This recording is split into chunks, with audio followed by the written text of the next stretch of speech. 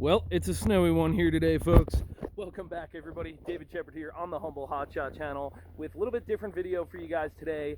Really snowy day. We got about 8 to 10 inches overnight, so not doing much in the way of hauling today, but I've been wanting to shoot this video for a while now regarding the common rail Dodge Cummins trucks.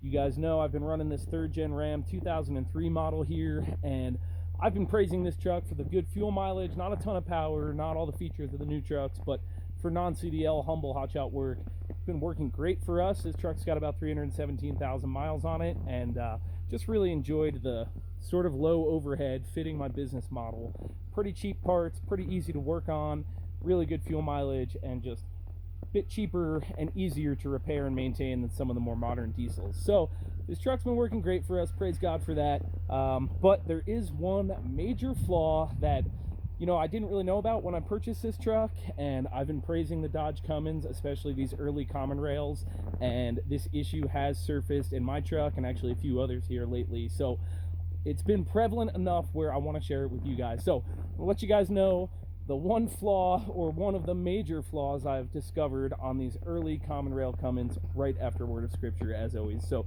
today I want to share Proverbs 21:21, which says, "Those who pursue righteousness and kindness will find life, righteousness, and what's the last one? We'll find life, righteousness, and goodness," I believe. So Proverbs 21:21, check your translation for the exact wording, but I think it's such a good verse that reminds us that if we pursue righteousness and pursue being kind to other people, we will, we got the little Cushman plow going by, but we will find righteousness. Some people might say, in a world full of so much bad and the culture we live in today, you can't even live righteously if you tried. But this verse promises if you pursue righteousness and kindness towards others, you will find life, righteousness, and goodness. So thanks for listening, guys. Now I'm going to let you in on a little bit of a secret, maybe not a secret to all, but regarding these common rail diesels. So 3rd gen and newer, I suppose, not your 2nd gen and 1st gen trucks, obviously not the 12 valves, but with these 24 valve common rails, the injectors are problematic. Some people say it's just the 03 and 04 or 03 through 05, these real early models, but they do seem to have problematic injectors. Not that they will fail completely, but I've had it twice now in this truck with different injectors where you'll experience a high return rate. So a diesel injector can fail in a lot of different ways. It could leak down into the cylinder, providing too much fuel, and you could even you can even trash a motor if you have that issue. I haven't had that myself, but you could also have a high return rate, meaning that injector's putting too much back into the return stream and putting it back to the tank, and is therefore unable to build pressure. So that's the big thing with these common rails compared to a P pump or even a VE pump and even the VP44, where the injectors themselves are not electronically firing. That is a big issue with these trucks because it will actually create a no start condition where you're returning too much fuel, that injector won't build enough pressure, and it actually won't fire the injector until they see a certain amount of pressure. So big issue with these trucks. It's not super prevalent. This truck had 240,000 miles when I experienced the first issue of 3 injectors leaking down, high return rate, to where if it was below even maybe 40 degrees, this truck would not start, would not build enough fuel pressure to fire the injectors, and it would not start.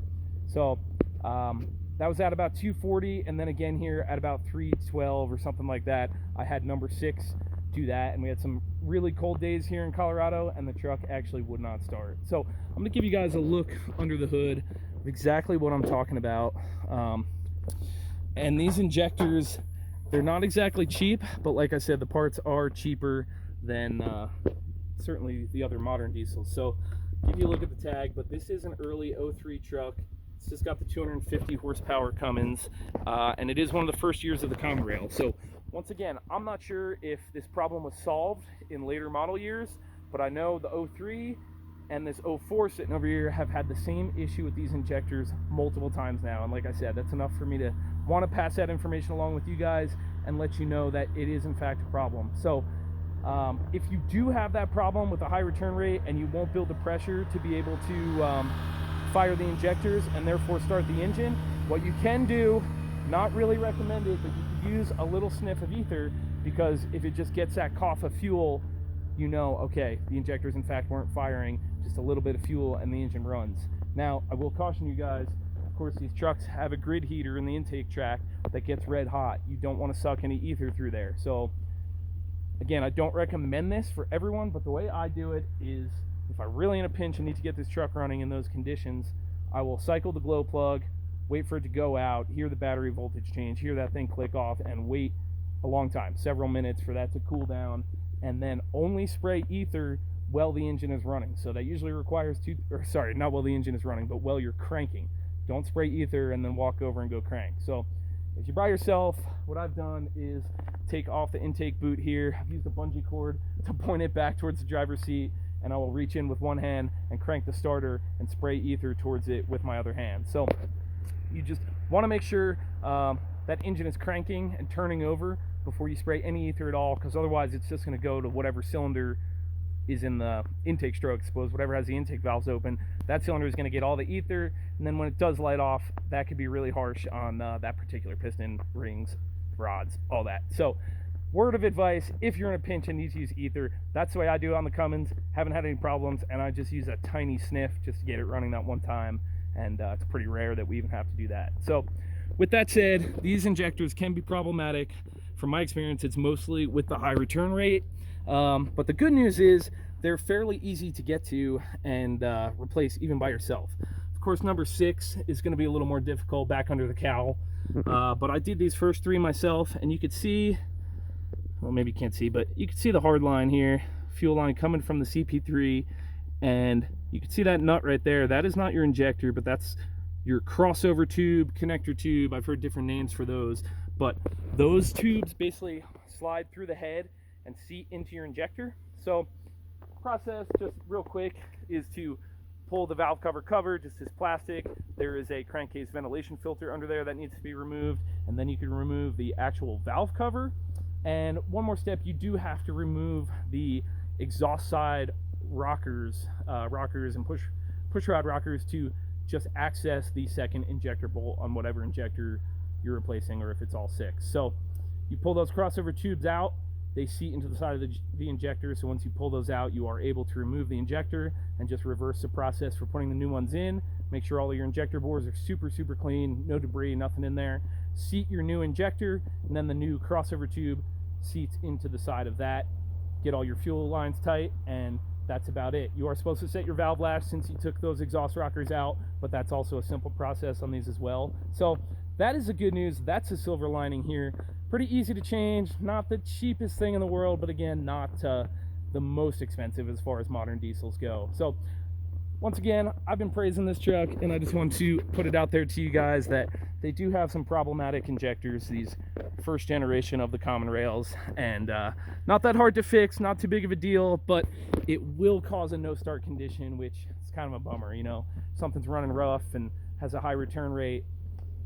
A lot of times you could get through, you could get home, but that truck will not light off until the injectors see the appropriate amount of pressure. So word of warning to you guys, if you're thinking about one of these trucks, or just considering using them for hotshot or even just personal use, please consider that early, definitely 03, 04, and maybe onward.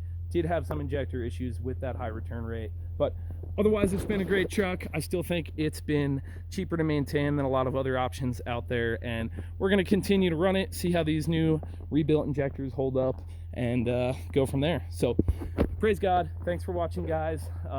Please comment, please subscribe to the channel if you haven't, and please comment if you've had similar problems or maybe see things differently as far as these injector issues go. Let me know your experience in the comments down below, and God bless you guys. I'll see you on the next one.